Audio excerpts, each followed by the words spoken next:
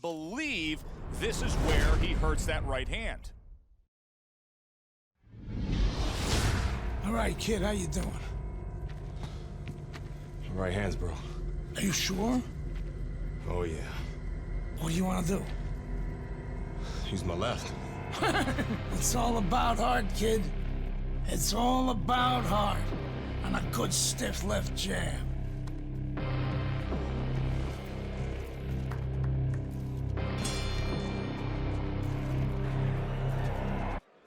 What is up, boys? What is up? Welcome to a brand new video. Today we'll be using Andre Bishop, and I will only be using my left hand. This is a continuation of what happened in the Fight Night Champion story mode, the section where Andre Bishop damaged his right hand.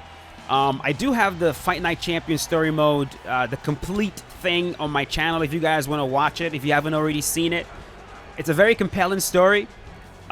Featuring this guy that I'm using right here, Andre Bishop. This was after he came back from prison, got back to boxing, but this time as a heavyweight. In one of the fights, he broke his hand, goes back to his corner, talks to his trainer. His trainer asks him, "Are you okay?" He goes, "My right hand's broken." And his trainer tells him, "Hey, okay, what are you gonna do about it?" And he goes, "I'll use my left hand." And that's where the very popular, well-known, "It's all about heart, kid. It's all about heart." That's where that comes from. So, kind of just gave me an idea of doing an episode where I only use my left hand, and so far so good, boy. We're facing Daniel Cormier. Only using my left hand. No right hand. Right there, he's rocked. No right hand punches whatsoever. And no. Don't want that. We do not want the takedowns, boy.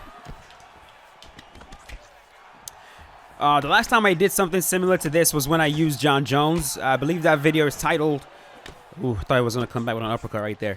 The video is titled EA UFC 4, but I can only kick. And that was fun. That was actually very interesting. A lot of times when you give yourself these small handicaps, it kind of opens your eye to like things that you perhaps didn't do before, that now you have to... I was trying to throw a left uppercut right there. For example, this lead uppercut right here. It's not something that I would typically throw. Like right there, I just rocked him with it. It's not something I would typically... Oh! And he quit. Wow.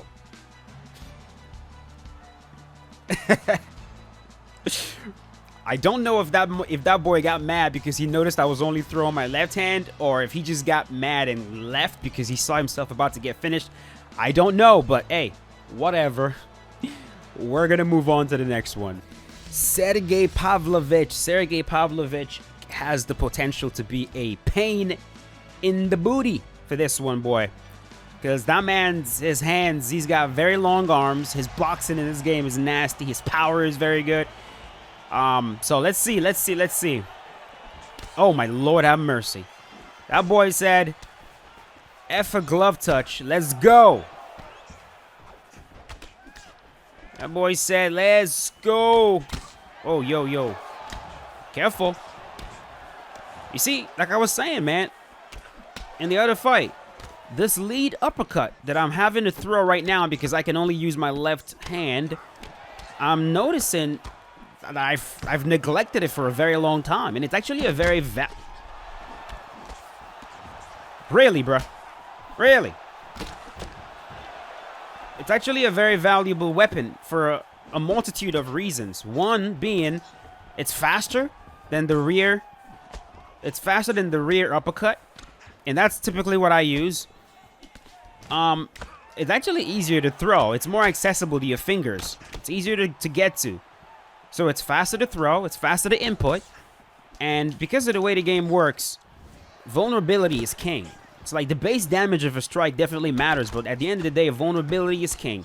And with vulnerability, a lot of times speed is the driving force. If you can get to the opponent at the right time, you're going to trigger that vulnerability.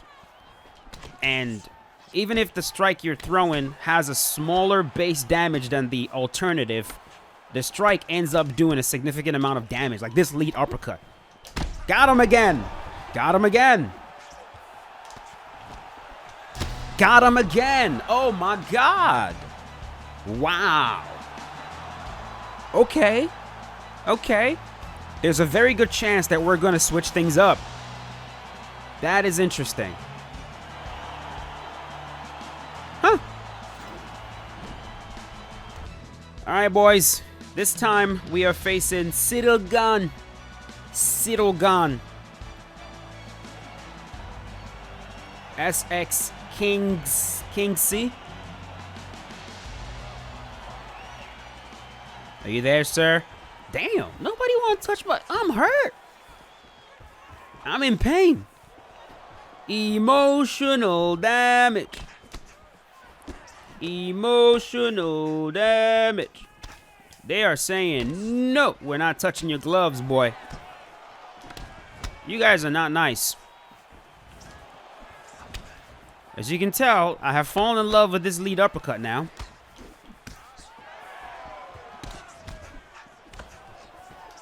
A lot of things that reveals itself when you put handicaps on yourself.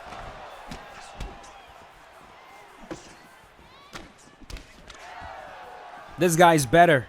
This guy's definitely better, I can tell. Yeah. He has a better understanding of range. He has a much better understanding of range. Just gets himself at the right range for him to land, but I can't.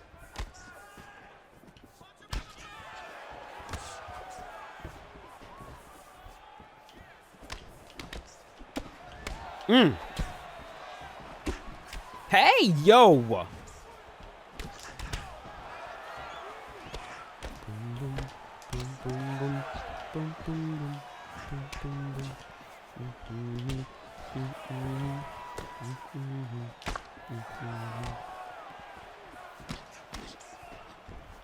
I was listening to the Fight Night Champion soundtrack earlier, and man, you forget just how many beautiful instrumentals that EA actually has, man, with these games. Like the UFC 1 instrumental is beautiful. It's absolutely beautiful. Same with the Fight Night Champion instrumental, and the UFC 2 instrumentals are also incredible as well. He's getting rocked. Oh, I almost threw my right hand right there.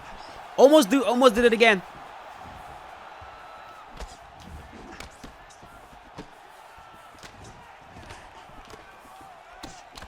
To be honest, I'm not sure if any of these guys have realized yet that I'm only using my left hand.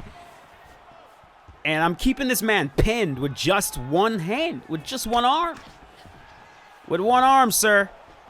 Then again, it can actually be tougher. It can be tougher to deal with when someone's just using one arm against you.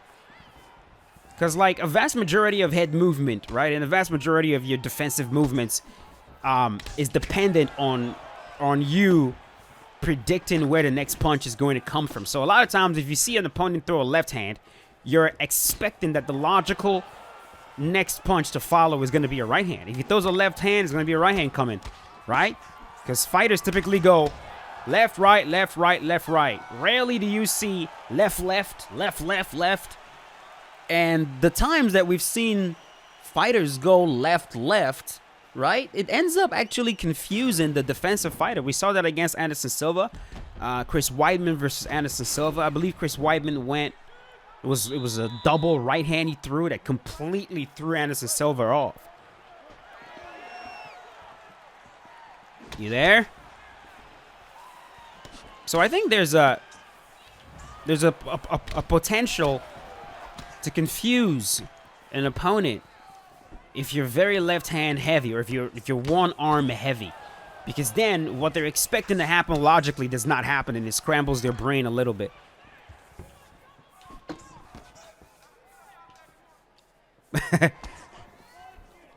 Well, what are we doing? What are we doing? What are we doing? You're about to eat an uppercut, boy. Yeah. You're about to eat an uppercut, boy.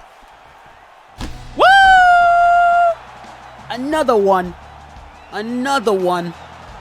Another fight where the uppercut, the lead uppercut, is the weapon. Wow.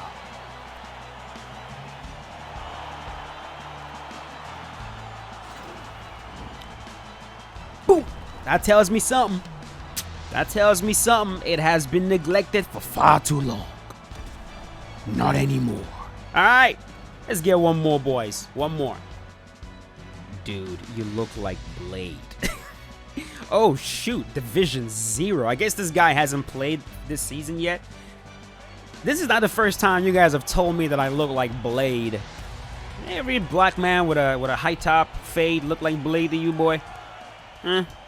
How dare you? You get a high top hairstyle and they start calling you Wesley Snipes.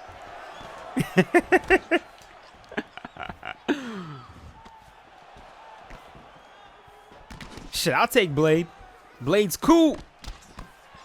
Blade is cool. The what is it called? Oh, what is it called? Daywalker. The Daywalker is a Daywalker. And all the vampires. Ooh, the Daywalker. Ooh.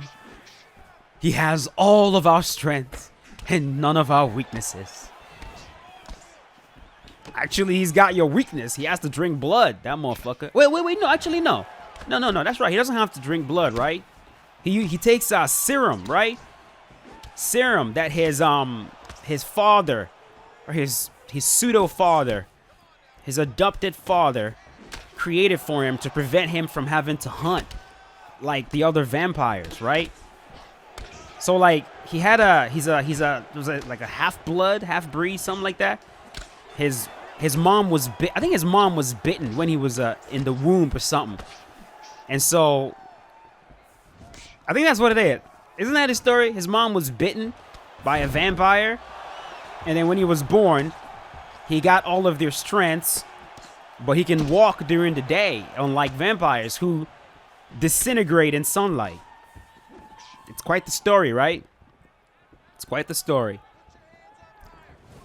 Yeah, man, I remember Blade was fun. Blade was fun. First time watching it, it was creepy as fuck. Like, what the frick? I watched it as a youngin'. It was quite creepy. Like, what am I watching right now, bro?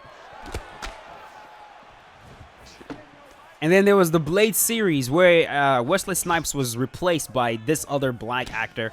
I don't think he did a good job, man. I think his Blade was... It just didn't hit, man. It didn't hit. It did not quite hit.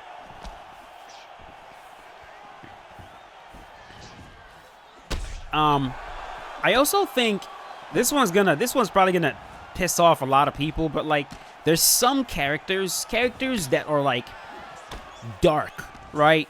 The characters that are like the Dark Knight, for example, like the Batman character. To me personally, and this is just me, all right? This is my opinion. This is my opinion. Please don't kill me. Batman to me, Batman to me only really works if he's a giant human being. I don't know why. It's like there's some characters that, like, if they're small, like for example, Wolverine, I believe in the comics was like 5'4" or some shit. Thank God they fixed that. I don't want representation when I watch my superheroes. Some people, what about representation? Like, don't you want a superhero that's like on the short side? No. Who the fuck wants that? I like Wolverine, giant, jacked Hugh Jackman, all right?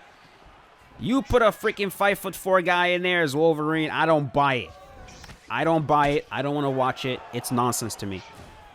Oh, he get freaking hell, bro. I'm not paying attention to this fight. And to me, it's a big reason why Ben Affleck's Batman really works for me. It really does. It really does. His presence on the screen looks like what I would imagine Batman would actually look like if he was real, in my opinion.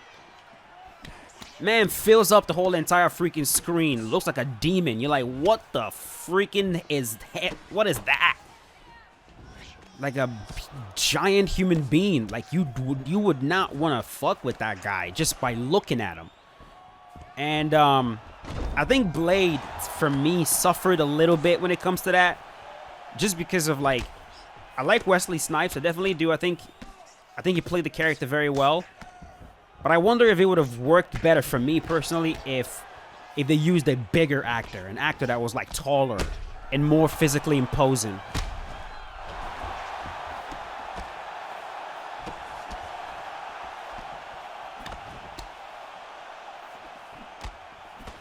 I think Superman is in terms of, like, superheroes, Superman, Spider-Man, The Flash, these guys, they work very well for me, not being, like, you know, too big, because they have superpowers, you know what I mean? But, like, if you don't have superpowers and you're, like, a superhero, you know, even if you're a billionaire and you have, like, and you know 100 martial arts, isn't that what they say Bruce has? Bruce Wayne? I still think being physically imposing is, I think it just looks better, alright? Just me.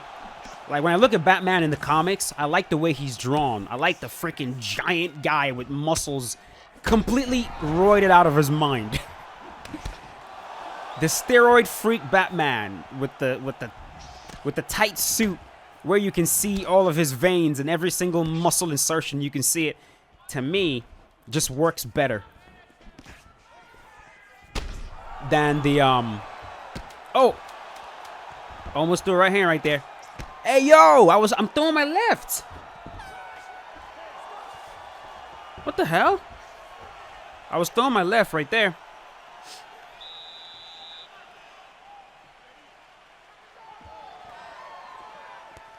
There we go. Also, I understand why people don't really like Ben Affleck's Batman, because, like, you know, Batman doesn't kill people and oh, there we go. And the way he was written, they made him do a bunch of things that Batman in the comics would not do. But I liked him, man. I really did. I really enjoyed it. He's my favorite Batman, honestly. And I have officially angered the whole entire world of Batman fans. All right, pitchforks. They're going to come for me now. Anyways, hope you guys enjoyed this video. If you did, definitely leave a like on it. This was a fun little challenge to do. Hope you guys also enjoyed the throwback to Fight Night Champion. I'm going to see if I can insert things from other video games in a clever way like that.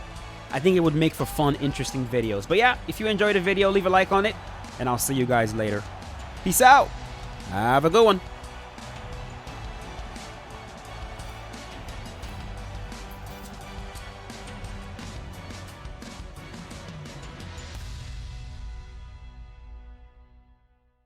It's all about heart, kid.